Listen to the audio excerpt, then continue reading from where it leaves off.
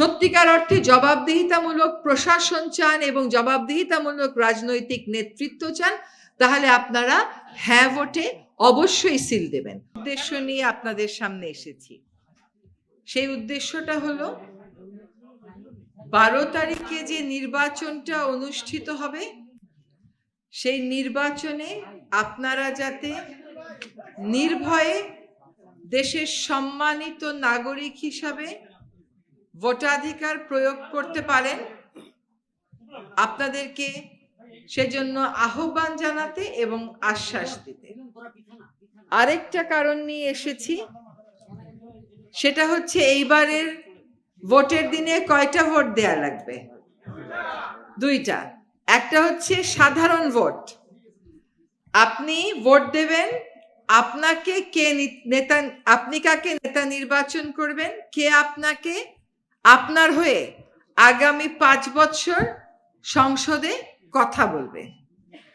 সেইখানে আপনারা কাকে ভোট দিবেন না দিবেন সেটা সম্পূর্ণই আপনাদের ব্যাপার। আমাদের শুধু একটাই আহ্বান থাকবে যে আপনারা বুঝে শুনে ভোট দেবেন, যাতে ভোট দেওয়ার পর বলতে না হয় অমুক নেতা ভালো না। নেতা তো আর নিজে নিজে হয়ে যায় না, আপনি নেতা বানান বলেই তো নেতা হয়। তো আপনি ভোট দেওয়ার সময় চিন্তা করতে হবে যে আমার এই নেতা আমার স্বার্থে কাজ করবে না নিজের স্বার্থে কাজ করবে। সেটা চিন্তা করে দেশের স্বার্থে, সমাজের মঙ্গলের স্বার্থে যাকে আপনারা উপযুক্ত মনে করেন তাকে ভোট দেবেন। দ্বিতীয় বিষয়টা হচ্ছে গণভোট। এইটা হচ্ছে একটা প্রেক্ষিত বলি আমি আপনাদেরকে। গত জুলাই আগস্টে যে একটা আন্দোলন হলো, এই আন্দোলনটা তো শুধু শুধু হয় নাই। 53 বৎসর যাবৎ দেশের মানুষ সম্মানিত বোধ করে নাই। দেশের মানুষের একটা বড় অংশ বঞ্চিত বোধ করেছে, তারা সুশাসনের অভাব বোধ করেছে। তারা মনে করেছে তাদের নেতারা তাদের কাছে জবাব দেয় না, তারা মনে করে প্রশাসনের কাছে গেলে তারা ভালো ব্যবহার পায় না, তারা মনে করেছে সমাজের একটা গোষ্ঠী সকল সুযোগ সুবিধা পেয়ে যায়, অন্যরা সারাদিন হাড়ভাঙা খাটুনি খাটে, কিন্তু তারা কোনো রাষ্ট্রীয় সরকারি সুরক্ষা পায় না। এইটা যখন গত 16 বৎসরে মানুষকে এমনকি ভোটের অধিকারটাও দেওয়া হইল না, তখন এই ক্ষোভটা, এই না পাওয়াটা আরো বেশি দানা বাঁধল। গত অনেক বৎসর শান্তি মনে ভোট দিতে পেরেছিলেন, বা যাকে ভোট দিতে চেয়েছিলেন তাকে পেয়েছিলেন ব্যালট বাক্সে, বা নিজেরা গিয়ে ভোট দিতে আগ্রহী তো বোধ করেন নাই। এটার ফল কি হলো? আমাদেরকে কোনো কথা বলতে দেয়া হলো না। এবং একটা পরিসংখ্যান বলি, শুধুমাত্র আমরা একটা গুম কমিশন যেটা করে দিয়েছি, 1900 অভিযোগ সেখানে জমা পড়েছে। দেশের আইডি কার্ড আছে এমন 1900 নাগরিক নিখোঁজ হয়ে গেছে, তাদের খোঁজ নেই। কেউ কেউ আর কোনোদিন ফিরেনি, কেউ কেউ ফিরেছে, আর কারো কারো পরিবার তাদের মৃতদেহটা পেয়েছে। এটা তো আমরা চাই নাই।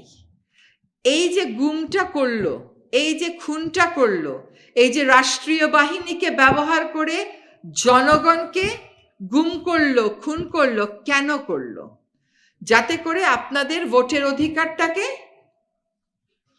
হরণ করে ফেলা যায়, এবং যাতে করে সে নিজেই যে কদিন চায় সেই কয়দিন ক্ষমতায় থাকতে পারে। ক্ষমতাটা এতই প্রিয় ছিল, এতই লোভনীয় ছিল যে দেশের মানুষ ভোটও দিতে পারবে না। ভোট দেওয়ার দরকার নাই, আমি ক্ষমতায় ছিলাম, আমি ক্ষমতায় আছি, আমি ক্ষমতায় থাকবো। আমি ক্ষমতায় থাকলে কি করতে হবে? আমার যত ক্ষমতা আছে সব জনগণের বিরুদ্ধে প্রয়োগ করতে হবে। সকল রাজনৈতিক দলকে এমনভাবে দৌড়ের উপর রাখতে হবে কেউ যেন আর নির্বাচনে আসারও সুযোগ না পায়।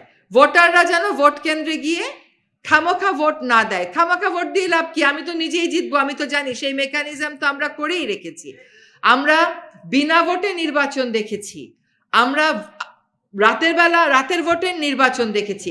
আরেকটা রিপোর্ট জমা হয়েছে, সেখানে বলা হয়েছে কেমন করে রাষ্ট্রযন্ত্রকে ব্যবহার করে, যাদেরকে আপনারা টাকা পয়সা দিয়ে বেতন ভাতা দেন, তাদেরকে ব্যবহার করে কেমন করে নির্বাচনের ফলটাকে চুরি করে নেওয়া হয়েছে। তো এই যে কোনো কিছু পরোয়া করব না, শাসক গোষ্ঠী কোনো কিছু পরোয়া করবে না, এইখান থেকে উত্তরণের জন্য আমাদের সংস্কার প্রয়োজন। এই গুম খুনের যে সংস্কৃতি এখানে চালু করে দেয়া হয়েছে, একটা গোষ্ঠী নিজেকে রাজা ভাবা শুরু করেছে, সেইখান থেকে উত্তরণ হওয়া প্রয়োজন। জনগণের মূল্যায়ন হওয়া প্রয়োজন, জনগণের সম্মানিত হওয়া প্রয়োজন। সেজন্যই আমাদের আসলে সংস্কার প্রয়োজন। আমাদের একটা কথা আছে, জিজ্ঞেস করে তোদের দেশের ভদ্রলোক কারা, বলে মুই আর মোর মামুরা।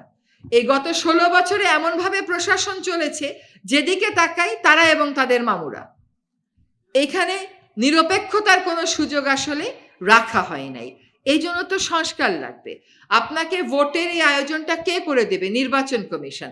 নির্বাচন কমিশনে তার লোক বসে আছে। ভোটের সময় জনগণকে নিরাপত্তা কে দেবে? আইন শৃঙ্খলা রক্ষাকারী বাহিনী। সেইখানে তার লোক বসে আছে। এমন ভাবে তাদেরকে বসানো হয়েছে যাতে নাগরিকেরা ভয়ে ভোটই দিতে না পারে। যেমন নির্বাচন কমিশন রাতের ভোটের ব্যাপারে কোনো কথাই বলতে না পারে।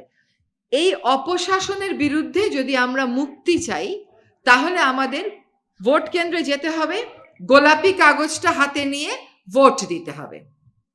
এবং আমরা যাতে ভোট দিতে না পারি, এই জন্য অনেক রকমের ভয়ভীতি দেখানো হবে, একটা শঙ্কা সৃষ্টি করা হবে। ভোট কি হবে? ভোট তো মনে হয় হবে না। ভোট না হওয়ার কি কারণ আছে? একটু আমরা শুনি, ভোট না হওয়ার কি কারণ আছে? ভোটের সকল প্রস্তুতি প্রায় শেষ। 21 তারিখে প্রতীক বরাদ্দ হবে, 22 তারিখের থেকে প্রচারণা শুরু হবে। আপনারা এখন থেকে চিন্তা ভাবনা শুরু করেন আপনারা কাকে ভোট দেবেন। যত বাধা আসুক না কেন, ভোট আমরা দিতে যাব। সরকার প্রস্তুত আছে সকল বাধা মোকাবেলা করবার। সরকারের সবচেয়ে বড় শক্তি হচ্ছেন আপনারা, জনগণ এবং ভোটার যারা। আপনারা প্রস্তুত থাকবেন, আমরা ভোট দিতে যাব। এখন কেন গোলাপি বাক্সের প্রচারণায় আমরা নেমেছি, গোলাপি ব্যালট পেপারের প্রচারণায় আমরা নেমেছি? পরিবর্তন যদি আনতে হয়, তাহলে আমাদের একই শাসন ব্যবস্থা, একই আইন কানুন রেখে, একই মানুষ রেখে পরিবর্তন চলে আসবে? তা তো আসবে না। এখন পরিবর্তনটা কি প্রক্রিয়ায় আনা যায়, সেটার জন্য সরকার বিভিন্ন ক্ষেত্রে সংস্কার কমিশন করেছে। এর মধ্য থেকে 6টা সংস্কার কমিশন, যারা সরাসরি ভোটের সাথে জড়িত, ক্ষমতার ভারসাম্যের সাথে জড়িত, জবাবদিহিতার সাথে জড়িত, তাদের যে সুপারিশগুলো ছিল, সেই সুপারিশগুলো নিয়ে দিনের পর দিন সকল রাজনৈতিক দলকে নিয়ে মিটিং করেছে না? আপনারা দেখেছেন না সেই মিটিং? এটা কিন্তু টেলিভিশনে সরাসরি সম্প্রচার করা হয়েছে। কাজে সকল নাগরিক শুনতে পেয়েছে কোন রাজনৈতিক দল সেখানে কি কথা বলেছে। আমরা তো চলে যাব। শেষ পর্যন্ত দেশের পরিবর্তনটা টিকিয়ে রাখতে হলে রাজনীতিবিদদেরকে এগিয়ে আসতে হবে। ওইখান থেকে যে সমস্ত বিষয় আমরা মনে করেছি ক্ষমতার ভারসাম্য আনতে সহায়তা করবে, যে সমস্ত বিষয় আমরা মনে করেছি সরকারকে জবাবদিহি করবে, যে সমস্ত জিনিস আমরা মনে করেছি প্রশাসনকে দলীয় প্রভাব মুক্ত হতে সাহায্য করবে, সেই সমস্ত মোট 12টা বিষয় নিয়ে আমরা 4টা প্রশ্ন ওই গোলাপি কাগজে আপনাদেরকে দেব। আপনারা হ্যাঁও বলতে পারেন, নাও বলতে পারেন। যদি পরিবর্তনের পক্ষে থাকেন, যদি সংস্কারের পক্ষে থাকেন, যদি সত্যিকার অর্থে জবাবদিহিতামূলক প্রশাসন চান এবং জবাবদিহিতামূলক রাজনৈতিক নেতৃত্ব চান, তাহলে আপনারা হ্যাঁ ভোটে অবশ্যই সিল দেবেন, অবশ্যই সিলটা হ্যাঁতে দেবেন। আমরা আপনাদেরকে হ্যাঁতে বলতে উদ্বুদ্ধ করছি, তার অর্থ এই না যে কারো মনে অন্য কিছু থাকলে সেটা দেবে না। আমরা কেন হ্যাঁতে বলতে বলছি, ওইটা আমরা ওইখানে ব্যাখ্যা করেছি। আমরা ভোট দেওয়ার জন্য রাজপথে আন্দোলন করলাম, আমরা তত্ত্বাবধায়ক সরকার চাই, করলাম না? এই আন্দোলন করতে গিয়ে মানুষ মার খেলো, কয়েকজন মানুষ মরে গেল। তারপরে একজন ক্ষমতায় এসে মনে করলো সংবিধান থেকে এই তত্ত্বাবধায়ক সরকার আমরা বদলাই দেব। আমার নির্বাচন কমিশন আমার লোকদের যাদের কথা বলবো তাদেরকে নিয়ে হবে, তত্ত্বাবধায়ক সরকারের অধীনে আর নির্বাচন হওয়ার দরকার নাই, তাইলেই আমি নির্বাচনে কোনো না কোনো ভাবে জিতে যাব, কোনো না কোনো মেকানিজম করে। সেইটা আর হইতে পারবে না যদি আপনি হ্যাঁ ভোট দেন, কারণ তখন তত্ত্বাবধায়ক সরকার বাধ্যতামূলক হবে। এই যে সংবিধান ইচ্ছা মতন বদলে ফেলা, এইটাও আর হইতে পারবে না যদি আপনি হ্যাঁ ভোট দেন। এই যে নির্বাচন কমিশনে নিজের লোক বসানো, এইটাও আর হইতে পারবে না যদি আপনি হ্যাঁ ভোট দেন। কাজে আপনাদেরকে এখানে আরো অনেক হ্যাঁ হইতে পারতো। সব হ্যাঁ তো জীবনে একবারে হয়ে যায় না, সব পরিবর্তন তো জীবনে একবারে হয়ে যায় না। আমরা এই বড় বড় পরিবর্তনে হ্যাঁ দিয়ে কাজটা শুরু করি, তাইলে আমার নেতা আমার কাছে জবাব দিতে বাধ্য হবে। এখানে দেখেন, আপনি যদি সংবিধান পরিবর্তন করতে চান, খালি এই 300 জনের অনুমতি নিয়ে করে ফেলবেন তা হবে না। এই 300 জনের মধ্যে যেই দল যত ভোট পাবে তার অনুপাতে, ওটা রাজনীতিবিদেরা পরে ঠিক করবে, একটা উচ্চ কক্ষ থাকবে। সংবিধান পরিবর্তন করতে গেলে ওই উচ্চ কক্ষেও আপনাকে যাইতে হবে। কাজে ইচ্ছা মতন সংবিধান পরিবর্তন করে ফেলবেন তা কিন্তু হবে না। রাষ্ট্রের সকল ধরনের নাগরিকদের মর্যাদা আরো বৃদ্ধি পাবে, নারীর মর্যাদা বৃদ্ধি পাবে, যারা সংখ্যালঘু আছে তারা মর্যাদা পাবে, যারা অন্যান্য ভাষাভাষীর লোকেরা কথা বলে তারা মর্যাদা পাবে। কারণ হচ্ছে সরকার জনগণের কাছে জবাব দিতে বাধ্য থাকবে। দেশে এই যে তত্ত্বাবধায়ক সরকার ব্যবস্থা বদলে গেল, কেমন করে বদলে গেল জানেন? তত্ত্বাবধায়ক সরকারের সাথে সম্পর্ক নাই, সম্পূর্ণ ভিন্ন একটা বিষয়ে একটা মামলা হইল, সেই মামলায় বিচারক অতি উৎসাহী হয়ে তত্ত্বাবধায়ক সরকারের কথা আনলেন এবং এনে উনি প্রকাশ্যে আদালতে যেই রায়টা দিয়েছিলেন, বছর খানেক পরে তার স্বাক্ষর করা রায়ে দেখা গেল অন্য কথা লেখা আছে। মানে সরকার যা চায় তাকে দিয়ে সেই রায়ে তাই লিখিয়ে নেওয়া হয়েছে। এইরকম বিচার বিভাগের দরকার আছে? কেমন বিচার বিভাগ দরকার? যে নিজের বিবেক খাটিয়ে জনস্বার্থকে বিবেচনায় নিয়ে, নিজের সাংবিধানিক দায়িত্ব, আইনি দায়িত্ব বিবেচনায় নিয়ে রায় দেবে। তাহলে আপনি বিচার বিভাগের পরিবর্তন পাবেন, আপনি নির্বাচন ব্যবস্থার পরিবর্তন পাবেন, আপনি তত্ত্বাবধায়ক সরকার পাবেন, আপনি ওই যে সব অফিসাররা আমার মামা আর ভাইগনা এখান থেকে বাইর হয়ে আসতে পারবেন। কেমনে বাইর হয়ে আসতে পারবেন? এই যে সরকারি কর্মকর্তাদের যে নিয়োগ দেওয়া হয় সেই পদ্ধতিতে সরকারি দল ছাড়া বিরোধী দলও অন্তর্ভুক্ত থাকবে। সংসদে অনেক কমিটি হয় না, সব মন্ত্রণালয়ের একটা করে কমিটি থাকে, ওই কমিটিতে বিরোধী দলের প্রতিনিধিত্ব থাকবে। সংসদে একজন স্পিকার থাকে, আরেকজন ডেপুটি স্পিকার থাকে, এই ডেপুটি স্পিকার বিরোধী দলের হবে। কাজে নির্বাচনে জিতলেই আমি সব পায়ে গেলাম, এটা আমার রাজত্ব, এইটা কিন্তু আর হবে না। এবং এই যে কথাগুলো বলা হলো, এই কথাগুলো বাংলাদেশ আবিষ্কার করে নাই। এই বিষয়গুলো বিশ্বের যত দেশে গণতন্ত্র আছে, যত দেশে ক্ষমতার ভারসাম্য আছে, সকল দেশে এগুলো কার্যকরী আছে। আমরা আমাদের দেশে এগুলোর কার্যকরী করার কাজটা শুরু করব যদি আমরা গোলাপি বাক্সে কিসে টিক দেই। গোলাপি বাক্সে যদি আমরা কিসে টিক দিব বলেন? যদি আমরা পরিবর্তনের পক্ষে থাকি তাহলে আমরা কিসে টিক দিব? যদি আমরা সংস্কার চাই কিসে টিক দিব? যদি আমরা জবাবদিহিতা চাই কিসে টিক দিব? যদি জনগণের ক্ষমতা চাই কিসে টিক দেব? এই কথাগুলো আমাদেরকে মনে রাখতে হবে।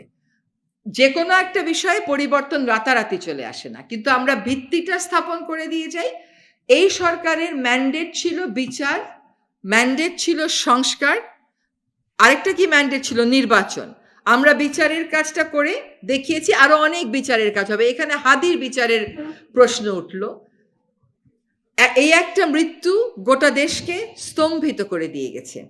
হাদি এমন একজন ব্যক্তিত্ব ছিল, দেখেন সে মারা যাওয়ার পরে খুব হিসাব করেও যারা বলছে তারাও বলছে তার জানাজায় 12 লক্ষ লোক হয়েছে।